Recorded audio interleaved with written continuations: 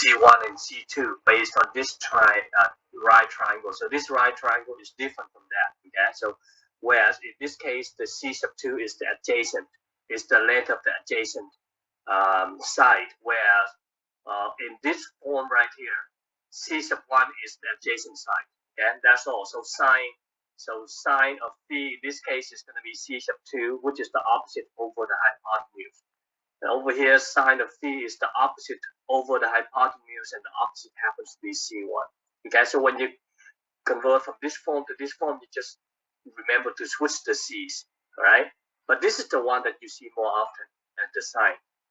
Because when we talk about waves, you hear people say like sine wave. They don't say cosine wave, right? Because cosine is actually the sine function shifted. Okay, shifted to the right or to the left, so they just use a sine function instead. All right. So let's continue on. Oh, by the way, so the schedule for today is we're going to finish up section 5.1. If you still have a lot of time, I will go ahead and start section 6.1. But I want to give you 20 minutes for the quiz. Okay, there are 3 questions, so 20 minutes should be more than enough. All right.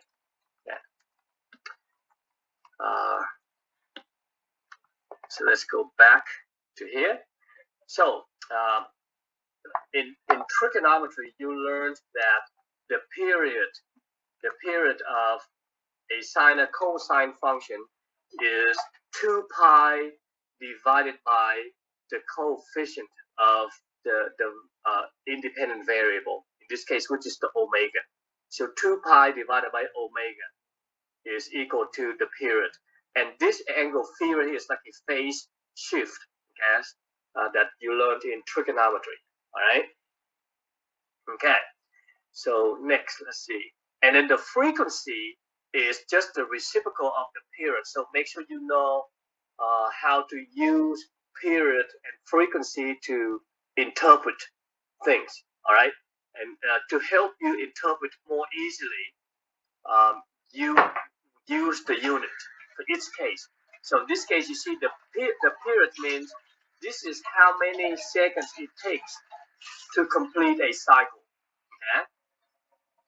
So the unit for period is seconds per cycle.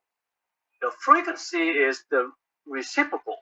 So when you flip it over, then it's going to be the other way around. So this time, this number right here tells you how many cycles, okay, is completed for every second.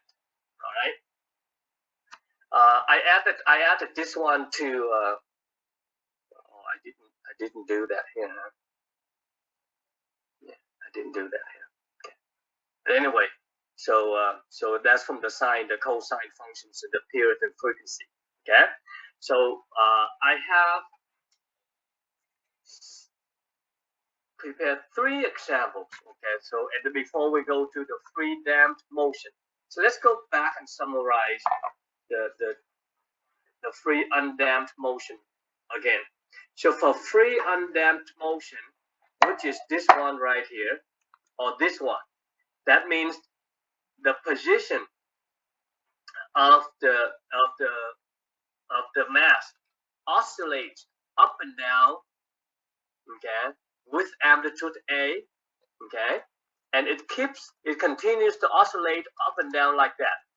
It doesn't stop, all right, because the sine function continues on. Okay, when we go to the damped motion, we have different cases. Well, because for damped motion, because there is some friction that prevents the block or the massive from moving freely.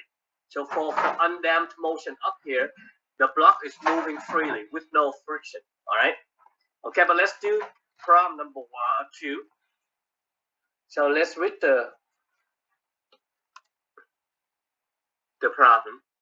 Okay, so it says a 20 kilogram mass is attached to a spring. If the frequency of simple harmonic motion. All right, so in this case right here, the prompt tells you that this is a simple harmonic motion.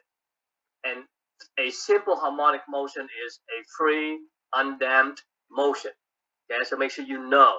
When it tells you that, then you should know which differential equation you are supposed to use. All right? And then it says the frequency is 2 over pi cycle per second. It shouldn't be cycles, okay, because 2 over pi is less than 1. Okay? It should be cycle per second. So what is the string constant K? What is the frequency of the harmonic motion if the original mass is replaced with 80 kilograms with an 80 kilogram mass? All right, so that's the top. Okay, so you have your book, so you can go back to your book and refer more. Okay, I just showed that my device is low on battery. I spent too much time with it all day to write the lecture notes. All right. Okay, good. So let's go over here. Okay, so let me ask you this. Okay, so use your common sense, okay, before you even do the problem. If you have a 20 kilogram mass, you know that the block is gonna complete 2 over pi cycles for every second. Okay? That's how fast it moves, right? So it moves, so it goes up and down like that, and it takes 2 over pi cycles for every second to complete